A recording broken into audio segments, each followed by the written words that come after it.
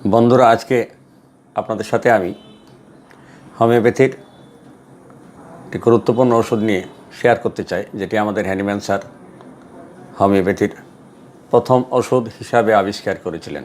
সেটি হচ্ছে চায়না অফি। এই চায়না হচ্ছে আমাদের হোমিওপ্যাথির প্রথম ওষুধ। এটি আবিষ্কারের দারুণ একটা ইতিহাস আছে। ওষুধটি হচ্ছে শীতকাতর ওষুধ। এটি দুটো মায়াজমের উপর কাজ করে, সোরা এবং সাইকোসিস। এটি তরুণ রোগে এবং ক্রনিক রোগে উভয় ক্ষেত্রে কাজ করে। ওষুধটি অনেক সময় চিকিৎসা মধ্যবর্তীকালীন ওষুধ হিসাবে ব্যবহার হয়। ওষুধটি পলিক্রেস্ট ওষুধ। এটি শরীরের উপর অংশে বাম দিকে এবং নিচের অংশে ডান দিক আক্রান্ত হয়। আমরা ওষুধ নির্বাচনের সময় ওষুধের কনস্টিটিউশন বা বৈশিষ্ট্য অবশ্যই খেয়াল করি বা করব। তো এর কনস্টিটিউশনটা কী, অ্যাপিয়ারেন্সটা কী, আকৃতি কেমন? আকৃতি হচ্ছে এরা খাটো প্রকৃতির সুঠাম দেহের অধিকারী মানুষ, কিন্তু কোনো রোগ ভোগে কারণে এরা দুর্বল জীর্ণশীর্ণ হয়ে পড়েছে, শরীর ফ্যাকাশে হয়ে গেছে, রক্ত স্বল্পতায় ভুগছে। মা হয়তো বাচ্চাকে দীর্ঘদিন দুধ খাওয়ানোর কারণে মায়ের শরীর ভেঙে গেছে। এক কথায় শরীর থেকে যে কোনো ধরনের তরল পদার্থের ক্ষয় বা অপচয়ের কারণে এরা দুর্বল জীর্ণশীর্ণ এবং ফ্যাকাশে চেহারা হয়ে যায়। এদের প্রকৃতিটা কেমন? এরা হচ্ছে নার্ভাস টাইপের মানুষ। ডায়াথেসিস কি? এদের শরীর থেকে রক্তস্রাবের একটা প্রবণতা লক্ষ্য করা যায়। এটি হচ্ছে এদের ডায়াথেসিস। আমরা এই ওষুধটিকে একটু ভিন্নভাবে চিনতে চাই। কীরকম ভিন্নভাবে? আমরা সবসময় ম্যাথমেটিকায় নানান স্টাইলে একটা ওষুধকে বর্ণনা পাই, চিনবার চেষ্টা করি, চিনি, পড়ি। কিন্তু আমি আজকে আমার নিজস্ব একটা স্টাইল দিয়ে আপনাদের ওষুধটি নিয়ে আলোচনা করতে চাই। ছোট্ট একটা শব্দ, চায়না। ওষুধটির নামও চায়না। আমাদের বাংলা একটা শব্দ আছে, সে শব্দটি হচ্ছে চায়না। বাংলা এই শব্দটির অর্থ হচ্ছে চায়না, মানে আমি কেউ কিছু না চাই, না চাওয়াটাকে বলা হয় চায়না। তো এই চায়না শব্দ দিয়ে চায়নাটাকে আমরা চিনবার চেষ্টা করব। কীরকম দেখা যাক। তো তার আগে আমরা অন্তত এর সদৃশ্যটা একটু দেখে নিই। যে ওষুধ যে উপাদান থেকে তৈরি হয়, সেই উপাদানের বৈশিষ্ট্য কিন্তু ওই উপাদান থেকে তৈরি ওষুধের বৈশিষ্ট্যের মধ্যে থাকে। কীরকম? সিংকোনা গাছের ছাল থেকে চায়না তৈরি। সিংকোনা গাছের ছাল সাংঘাতিক তিতা। একবার মুখে নিলে বা খেলে এটির তিতা সহজে যেতে চায় না, কয়েকদিন মুখ তিতা হয়ে থাকে। ঠিক অনুরূপভাবে এই চায়না ওষুধের রুগীদের আচরণ খুব তিতা, অর্থাৎ খুব খারাপ আচরণ। আর এদের মুখের এবং জিহ্বা স্বাদও তিতা থাকে প্রায় সময়। এখন আমরা চায়না শব্দ দিয়ে চায়নাকে চিনবার চেষ্টা করব। কীরকম? এক কথায় যে কোনো কিছুই চায় না, সে বুঝি চায়নার রুগী। কীরকম? পরখ করে দেখি। যে ভালো ব্যবহার করতে চায় না, কারণ বদমেজাজি, সামান্য কথায় চটে যায়, তর্ক করে, গালাগাল করে, ঝগড়া করে, এমন বাজে ব্যবহার করে যে পরে এসে নিজেই লজ্জিত হয়। স্নায়বিক উত্তেজনার কারণে নিজেকে সংশোধন বা সংযত করতে পারে না, বেঁচে থাকতে চায় না। কারণ হতাশা, বিমর্ষতা, উৎসাহহীনতা, উদাসীনতায় ভুগে আত্মহত্যা করতে চায়, বাড়ি থেকে চলে যেতে চায়, কিন্তু সাহসে কুলায় না। খালি গায়ে থাকতে চায় না, কারণ খালি গায়ে থাকলে তার সমস্ত শরীর বা এই সমস্ত রোগ লক্ষণ বৃদ্ধি পায়। এরা সাধারণত কথা বলতে চায় না, কারণ অসুস্থতার ফলে তাদের মেজাজ খিটখিটা থাকে। এরা কাজ করতে চায় না, কারণ অসুস্থতার জন্য তাদের শরীর খুব দুর্বল থাকে। মানসিক বা শারীরিক আঘাত পেলে কাউকে বলতে চায় না। ছাত্রছাত্রীরা পড়ালেখা করতে চায় না। আদর করতে চায় না, অথবা আদর করলে রাগ হয়। এরা ফল খেতে চায় না, কারণ ফল খেলে তারা অনেক সময় অসুস্থ হয়ে পড়ে। এখন একটা কথা বলি বন্ধুরা, আমরা এই চায়না ওষুধটির খুব অপব্যবহার করি। রুগী পেলেই, দুর্বল রুগী পেলেই আমরা ভিটামিন হিসাবে এটির মাদার টিংচার কিংবা এবার যে কোনো শক্তি ধরিয়ে দিই। একটা গল্প আমার মনে পড়ছে যে আমরা এই যে অযাচিতভাবে রুগীকে খুশি করার জন্য, রুগীকে দ্রুত সুস্থ করার জন্য আমরা কি করি? এলেই চায়না মানেই দুর্বলতা, মানেই চায়না, দুর্বলতা মানেই চায়না। দুর্বলতা মানে চায়না, ঠিক আছে, কিন্তু চায়নার লক্ষণ তো থাকতে হবে। তো সেই মর্মে আমার একটা গল্প মনে পড়ছে। একবার রাজার মেয়ে ঘোষণা করলেন, যে আমাকে খুশি করতে পারবে ভালো কোনো খাবার খাইয়ে, আমি তাকেই বিয়ে করব এবং কোনো একটা অঙ্গরাজ্যের প্রধান করে তাকে সে অঞ্চলের রাজার দায়িত্ব দেওয়া হবে বা গভর্নরের দায়িত্ব দেওয়া হবে। তো বুঝতেই পারছেন, রাজার মেয়ের এমন ঘোষণায় দেশের সব যুবক সমাজ তো ব্যস্ত হয়ে পড়েছে। যার বাগানে বাসায় ঘরে ভালো খাবার আছে সেই সব খাবার নিয়ে যথাসময়ে যথাদিনে রাজা দরবারে উপস্থিত। যার খাবার পছন্দ হবে তাকে বিয়ে করবে, ঠিক আছে, কিন্তু পছন্দ না হলে কী করবে সে কথা কিন্তু গোপন রেখেছে। সবাইকে ব্যারাকের মধ্যে ঢুকে গেট আটকিয়ে দিয়েছে। পছন্দ হলে বিয়ে করবে, না হলে কী করবে সে কথা কিন্তু গোপন আছে। তো কেউ বাড়ির বড় কাঁঠালটা নিয়ে গেছে 1-1.5 মণ ওজন, কেউ বাড়ির 2 কেজি ওজনের নারিকেলটা নিয়ে গেছে, কেউ বাড়ির বড় সুপারিটা নিয়ে গেছে। বোধহয় রাজার মেয়ে পান সুপারি খেতে পছন্দ, তাহলে সুপারিটা নিয়ে যায়। কেউ পান নিয়ে গেছে।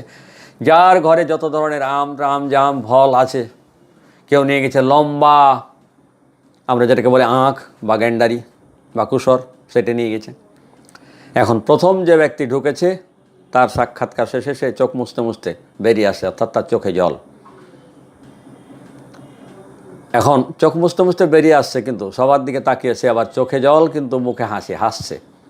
এখন যারা বাইরে বসে আছে তারা মনে করছে বোধহয় ওর কাজ হয়ে গেছে, ওর এই বোধহয় পছন্দ করেছে, কারণ ও কাঁদছে আবার হাসছে, হয়তো আনন্দের কান্না, আবার খুশির হাসি, আনন্দের হাসি, নাহলে হাসি কান্না দুটোই কেন। তো বলছে, ভাই একটু এদিকে আসেন, আপনি কাঁদছেন কেন, হাসছেন কেন, আপনার কি কাজ হয়ে গেছে? তাহলে আমরা যে বসে থাকলাম ফলমূল নিয়ে, এত ভালো ভালো খাবার নিয়ে, আমাদের তো সব লস হয়ে গেল। সে বলছে, ভাই আমি এই জন্যই কাঁদছি যে আমি খুব কষ্ট পেয়েছি, ব্যথা পেয়েছি, আর এই জন্যই হাসছি যে আল্লাহ আমারে বাঁচিয়ে দিয়েছে, তোমাদের দিকে দেখে হাসছি। কেন? বলছে, আমি তো মনে করছিলাম রাজার মেয়ে বোধহয় পান খেতে পছন্দ করে সুপারি দিয়ে, তাই আমার বাড়িতে একটা বড় সুপারি ছিল নতুন গাছের, সেইটি নিয়ে এসেছিলাম। কিন্তু শর্ত তো রাজার মেয়ে বলে নাই, বলেছে যে আমার পছন্দের খাবার খাওয়াবে তাকে বিয়ে করব, কিন্তু অপছন্দ হলে কি করবে তা তো বলে নাই। এই সুপারি দেখে তার পছন্দ হয়নি।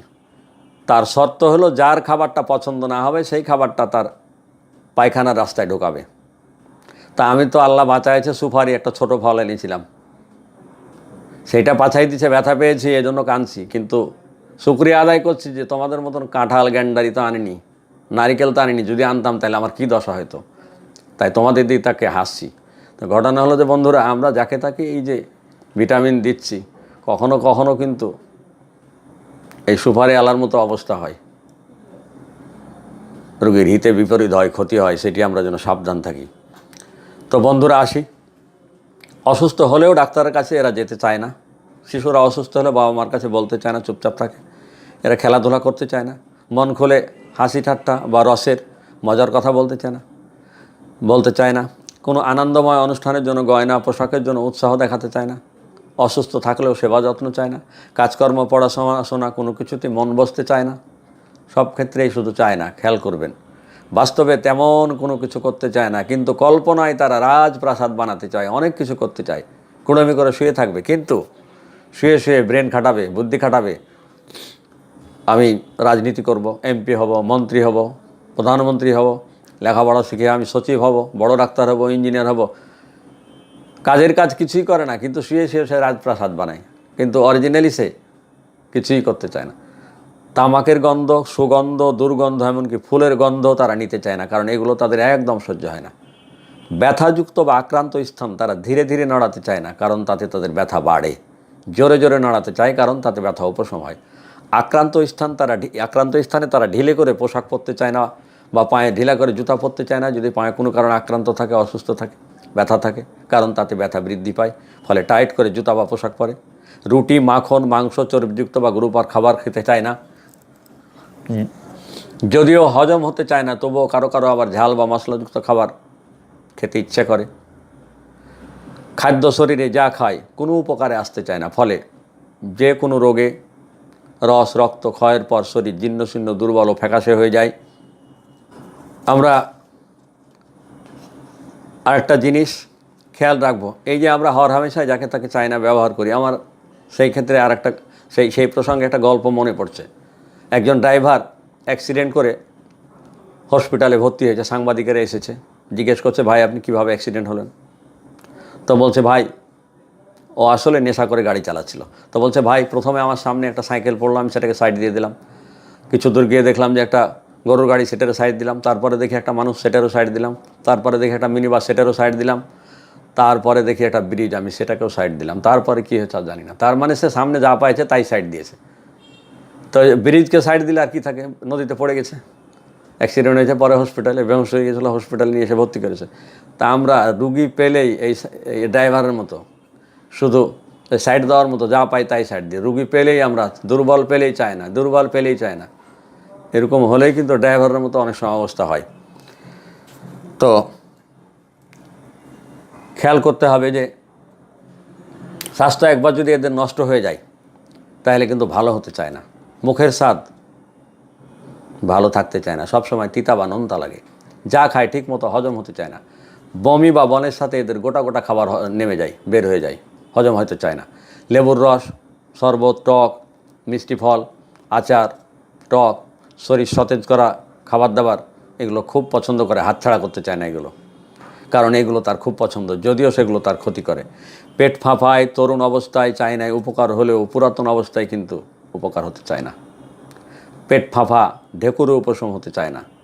একা থাকতে কিংবা সঙ্গী ছাড়া কোথাও যেতে চায় না, কারণ শরীর ভেঙে পড়েছে, মন দুর্বল হয়ে গেছে, আতঙ্কিত হয়েছে, আত্মবিশ্বাসের অভাব হয়ে গেছে, যাই অন্যের ওপর নির্ভরশীল, তাই সঙ্গী ছাড়া থাকতে চায় না, সঙ্গী ছাড়া কোথাও যেতে চায় না। রোমান্টিক গান তেমন একটা শুনতে চায় না, কিন্তু প্রেমে ব্যর্থ হয়ে পুরনো দিনের বিরহের গান শুনতে চায়। ক্ষুধা লাগলেও সহজে খেতে চায় না। ছোটো বাচ্চারা, শিশুরা খিদে লেগে গেছে, দুধ খাওয়ার জন্য কাঁদে না, খাওয়ার জন্য তেমন কান্না করতে চায় না। কুকুরের আশেপাশে তারা যেতে চায় না, কারণ কুকুর দেখে তারা ভীষণ ভয় পায়। জীবজন্তুর কাছাকাছি যেতে চায় না, কারণ জীবজন্তুতেও ভীষণ ভয় পায়। এমনকি পেঁচা যদি ডাকে তাতেও ভয় পায়। আক্রান্ত স্থান বা ব্যথার স্থানে হালকাভাবে স্পর্শ করতে চায় না, কারণ তাতে ব্যথা বাড়ে। যে কারণে আক্রান্ত স্থান জোরে চেপে ধরলে তার উপশম এবং জোরে চেপে ধরতে বলে। নিজে কাউকে ভালোবাসতে চায় না, এমনকি অন্যের ভালোবাসা বা সহানুভূতিও চায় না। শরীরের যে সকল অঙ্গে পাথরি হয়, চায় না প্রয়োগে সেসব স্থানে নতুন করে পাথরি উৎপন্ন হতে দিতে চায় না। যেমন পিত্তপাথরি, কিডনির পাথরি, মূত্রপাথরি, প্যানক্রিয়াসের পাথরি। ওষুধ দিয়ে কিংবা অপারেশন করে সারালেও কিন্তু সেখানে বারবার পাথরি জন্মে, কারণ পাথরির একটা প্রবণতা আছে, যেখানে একবার পাথরি হয় সেখানে বারবার হয়। সুতরাং পাথরি অপারেশন করুন আর ওষুধ খেয়ে ভালো করুন, যদি অথবা হোমিওপ্যাথিতে ট্রিটমেন্ট করুন। যদি উচ্চ শক্তি চায় না দু এক দাগ খাইয়ে দেওয়া যায় ফাঁকে ফাঁকে, তাহলে আর সেখানে নতুন করে পাথরি জন্মাতে চায় না। ডাক্তার হ্যানিম্যান বলেন, পাথরির ব্যথা সহ যে কোনো ব্যথায় আক্রান্ত স্থান যদি সামান্য স্পর্শ করা যায় বা নড়াচড়া করা যায় তাহলে খুব অসহ্য ব্যথা করে, কিন্তু জোরে চেপে ধরলে ব্যথাটা আরাম পায়। আর সেই ব্যথা যদি বারবার ফিরে আসে, বিশেষ করে পাথরির ব্যথা যদি নির্দিষ্ট সময় পর পর ফিরে আসে, তবে এক দাগ চাই নাই যথেষ্ট। ডাক্তার থেয়ার বলছেন, উপরের এই লক্ষণটিতে, কোন লক্ষণটি? যে ব্যথা বারবার, পাথরির ব্যথা বারবার নির্দিষ্ট সময়ে ফিরে আসে আর সে জায়গাটা হালকা করে চেপে ধরলে ব্যথা করে, কিন্তু জোর করে চাপ দিয়ে ধরলে ব্যথা কমে যায়। সেই লক্ষণে ডাক্তার থেয়ার বলছেন, আমি আমার 20 বছরের জীবনে বহু রুগী দেখেছি, কখনো একটি রুগীও ব্যর্থ হই নাই। একটা জিনিস খেয়াল করতে হবে বন্ধুরা, অনেক সময় আমার রুগীকে সারানোর জন্য তাড়াহুড়া করে খুব ঘন ঘন ডোজ দিতে থাকি। এটি একেবারে অনৈতিক, এটি যেন আমরা না করি। যতটুকু দরকার, যতক্ষণ পর পর দরকার, যত শক্তি দরকার, সেগুলো যেন আমরা খেয়াল করি। সে প্রসঙ্গে আমার একটা গল্প মনে পড়ছে। আমার পাড়ায় এক ভদ্রলোক ছিলেন, বয়স্ক মানুষ, খুব তাড়াহুড়া করতেন। তো দেখা যাচ্ছে নামাজের টাইমে সে তার মতো করে কাজ করে যাচ্ছে, কিন্তু শেষ বেলায় তাড়াহুড়া করতেন। দেখা যাচ্ছে আজান হয়ে গেছে, তখন সে দৌড় দিত মসজিদে। আজান শুরু হলে উজু করে তাড়াতাড়ি করে দৌড় দিত। এরকম একদিন জুমার দিন আজান হচ্ছে, তখন উজু করে তাড়াহুড়া করে দৌড় দিচ্ছে। তা আগের যুগের মানুষেরা এত রং বেরঙের পোশাক ছিল না, একই কালারের দেখা যাচ্ছে যে এক ধরনের কাপড় পাওয়া যেত, সুতি সবুজ রঙের, সেটা দিয়ে কেউ পাঞ্জাবি বানাতো, সেটা দিয়ে বউর পেটিকোট বানাতো বা ছায়া বানাতো, সেটা দিয়ে বউর ব্লাউজ বানাতো, সেটা দিয়ে পাঞ্জাবি বানাতো, সেই কালারের আবার লুঙ্গিও ছিল। তো সেগুলো মানুষের তো এখনকার মতো আল্লাহ আলমারি ছিল না, দড়িতে ঝুলানো থাকতো একই জায়গায়। তো ওই তাড়াহুড়া করে উজু করেই, যেহেতু ওদিকে আজান এই নামাজের জন্য দাঁড়িয়ে গেছে মসজিদ কাছেই, খুব তাড়াহুড়ো করে দৌড়ের থেকে একটা পোশাক টান দিয়ে নিয়ে দৌড় দিয়েছে, সেটা সে তার পাঞ্জাবি মনে করি টান দিয়ে নিয়ে দৌড় দিয়েছে। এখন মসজিদের বারান্দায় গিয়ে যতই হাত ঢুকায় হাত ঢুকে না। তার একজন লোক তাকিয়ে দেখে যে এটা তো পাঞ্জাবি না, তো বলছে দাদা তুমি কিসে হাত ঢুকাও? কয় পাঞ্জাবিতে। কয় এটা তো পাঞ্জাবি না, এটা তো দাদির পেটিকোট। তাকিয়ে দেখে যে সত্যি সত্যি এটি দাদির পেটিকোট বা ছায়া। তাড়াহুড়া করলে দেখা যাবে নামাজের সময় পাঞ্জাবির পরিবর্তে পেটিকোট।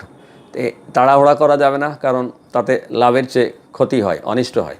তা আমরা আসি, প্রত্যেকটা ওষুধের নামের মধ্যেই কিন্তু ওষুধের মূল লক্ষণ লুকিয়ে থাকে। তা আমরা চায়নার নাম বিশ্লেষণ করে দেখি, চায়না ওষুধটির নামকে বিশ্লেষণ করে দেখি তার মধ্যে পাওয়া যায় কিনা। প্রথম অক্ষর সি, চেয়ারফুল নাইট, রাতে এদের মন আনন্দিত থাকে, যদিও দিনে মন খারাপ থাকে। এইচ, হার্টি, এরা একটু অভদ্র আচরণ করে। আই, ইম্বেসিলিটি, এদের মানসিক বা শারীরিক দুর্বলতা। পরের অক্ষর এন, নো ডিমান্ড, কোনো চাহিদা নেই, বা ওই যে বললাম যে কিছুই চায় না। তারপরের অক্ষর এ, অ্যাঙ্গার সাডেনলি, এরা হঠাৎ রাগ হয়। পরের অক্ষর ও, অবসেন্স, অশ্লীল। পরের অক্ষর ফ্রাইটেন্ড, এরা ভীত। পরের অক্ষর এফ, ফরগেটফুল, এরা যে কোনো কাজে অমনোযোগী। বন্ধুরা, এখন আপনারাই বিচার করুন, বিশ্লেষণ করুন। সমস্ত কিছু শোনার পরে যে কিছুই চায় না তাকে চায় না বলবেন কি না। সবাইকে ধন্যবাদ।